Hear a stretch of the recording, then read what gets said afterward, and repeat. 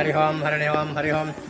இன்று 26/2/2026 வியாழன் நமக்காக இந்த அன்னதான தொடங்கியவர்கள் நம்ம பிருந்தாவனத்தினுடைய அறங்காவலர் குழுவினரும் மற்றும் பிருந்தாவனத்துடைய அன்னதான கமிட்டி சார்பாக பக்தர்களுக்கு வந்து அன்னதானம் வழங்கியிருக்காங்க. அவர்களும் அவருடைய சார்ந்தவர்கள் வாழ்க்கையில் எல்லா வளம்பர ஸ்ரீ ஸ்ரீ ராகவேந்திர சுவாமியுடைய பரிபூர்ண கிடைக்கும் சொல்லி அவர்களுக்காக இந்த நேரத்தில் பிரார்த்தனை பண்ணிக்கலாம். நாளை 27/2/2026 வெள்ளி ஏகாதசி வர்றது. ஏகாதசிக்கு வந்து நீங்கள் எண்ணெய் காப்பு இருக்கும். எண்ணெய் காப்புக்கு வந்து எண்ணெய் காப்புக்கு எண்ணெய் வாங்கி தரலாம் அல்லது எண்ணெய்க்கு உண்டான பணத்தை கொடுக்கலாம்.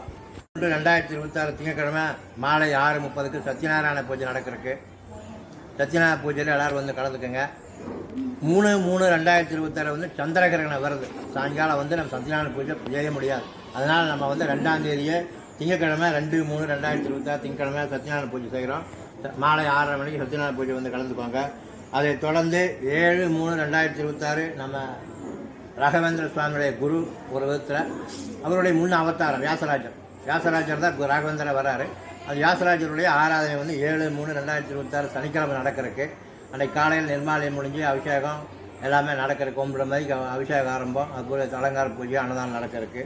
அதனால் அந்த வியாசராஜர் ஆராதனையை வந்து கலந்துக்கோங்க. இந்த நேரத்தில் அறங்காவலர் மற்றும் அன்னதான கமிட்டி சார்பாக கேட்டுக்கிறேன். அட்டுதாரம்